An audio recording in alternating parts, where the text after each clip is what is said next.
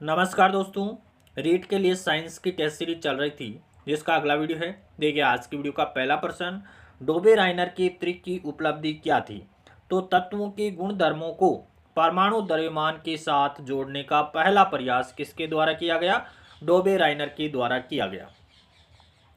Mendeleev ने जब कार्य को शुरू किया था, यानी तत्वों का वर्गीकरण किया था, तब तत्वों को जाना जाता था। तो कितने तत्व ज्ञात थे? 63 तत्व ज्ञात थे। मेंडलीफ ने जब अपना कार्य शुरू किया तब 63 तत्व ज्ञात थे। न्यूलैंड के समय आवर्त सारणी में कितने तत्व ज्ञात थे? तो न्यूलैंड के समय 56 तत्व ज्ञात थे। मेंडलीफ की आवर्त सारणी में पूर्वानुमान लगाया गया एका बोरोन के स्थान पर वर्तमान में किस तत्व को स्थान मिला? तो स्कैंडियम को मिला था। एका बोरोन के स्थान पर कौन से तत्व को रखा गया? स्कैंडियम को रखा गया है। अभिक्रिया Fe+3 प्लस एक इलेक्ट्रॉन Fe+2 के लिए निम्नलिखित में से क्या सही नहीं है? कौन सा कथन है वो गलत है? Fe+3 उपचयित होता है, बिल्कुल सही बात है। यहाँ पर क्या है? Fe+3 है वो उपचयित होता है।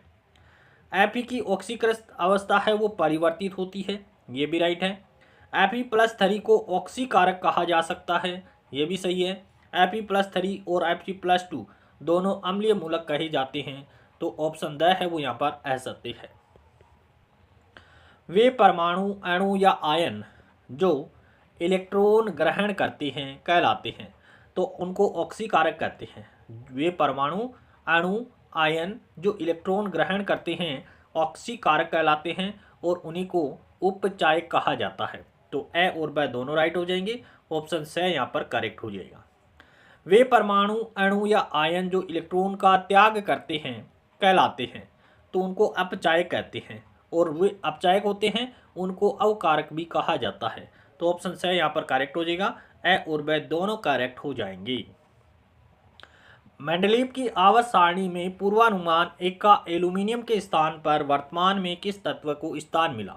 तो देखिए गैलियम को स्थान मिला है। एका बोरोन के स्थान पर किसको मिला था? स्कैंडियम को मिला। एका एल्यूमिनियम के स्थान पर किसको स्थान मिला है?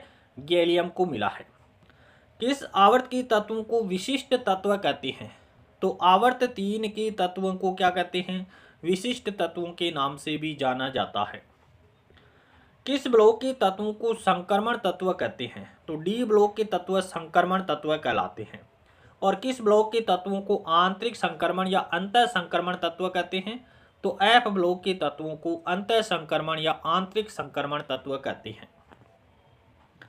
ट्रांस यूरेनिक तत्व कहते हैं, तो परमाणु संख्या 92 से अधिक वाले जो तत्व हैं वो ट्रांस यूरेनिक कहलाते हैं। ऊर्जा की मात्रक के संबंध में असत्य कथन कौन सा है? 10⁻⁷ जूल ऊर्जा का मात्रक होता है। 3.6 × 10⁻6 जूल ऊर्जा का मात्रक है। अर्ग भी ऊर्जा का मात्रक है। न्यूटन × मीटर स्क्वायर ऊर्जा का मात्रक नहीं है। ऑप्शन द यहाँ पर करेक्ट हो जाएगा। देखिए एक अर्ग बराबर कितना होता है? 10⁻⁷ जूल होता है। और 1 किलोवाट इंटू घंटा कितना होता है? 3.6 × 10⁻6 जूल होता है।